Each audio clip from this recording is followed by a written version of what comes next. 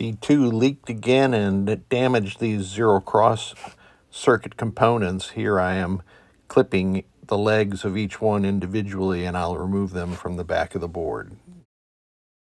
Parts removed, corrosion abated, and conformal coating in place. I ended up replacing this LED after these succeeding videos. So I have removed all the parts. This is the zero cross section for the PowerDriver board. The 7812 12-volt regulator goes here, and 100 microfarad cap goes here. This cap is the problem these days. I'm seeing more and more of this, where this cap, C2, leaks and it spews out its caustic contents onto these traces. So all these parts were corroded. This trace here is fractured, and I'm not positive. I have to ring it, but I'd say this one here is marginal also. Of course, that's a problem right there, and this here. But I can rebuild those with wire leads or jumper wires, or I haven't decided yet, but put a new 7812 in there. Of course, you got to use heatsink grease to make sure that this thing is doing its job, and put the fuse block back on. Off we go. On the bench now with this repaired zero cross section on this PowerDriver board. You see a couple of yellow jumpers that I placed there, and I'm noticing that this LED, which is to indicate presence of 18 volts, is not lit. However, there is 18 volts at that LED, so I suspect the LED has failed, which is an odd thing. Generally, LEDs last forever, but we're in lamp and flasher test, and that looks good. All right, let's go back to solenoid test.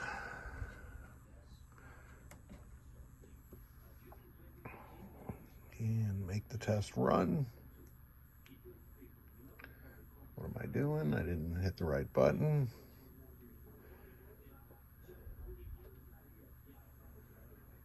Getaway being an early WPC game. That was the Mars lamp that's turned on right now for an extended duration.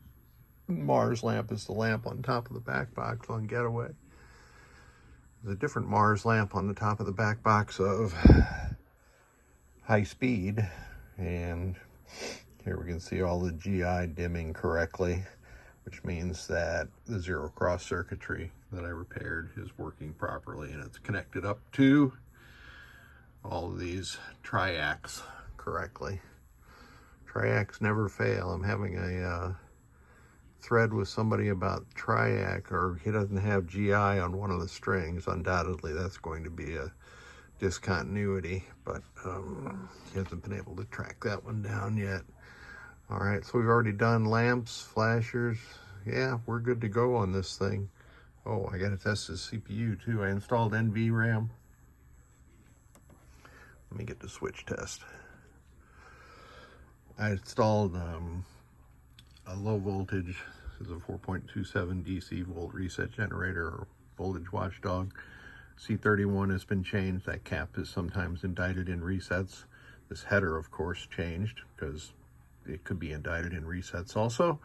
And then VRAM installed. The client's got a prototype version of the ROM here. I'm going to leave that because I don't know if he would like to continue with that or not. Getaway is kind of a weird game in that I think most people run L2 because L5 has the infinite multi-ball. Here you can see I changed these connectors also.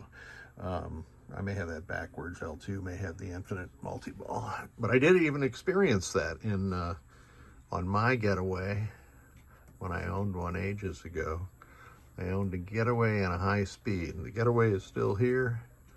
I'm sorry, the High Speed is still here. The Getaway is long gone. And so we got all the switch matrix working correctly. So this CPU is good to go. And I thank you so much for sending both of these boards.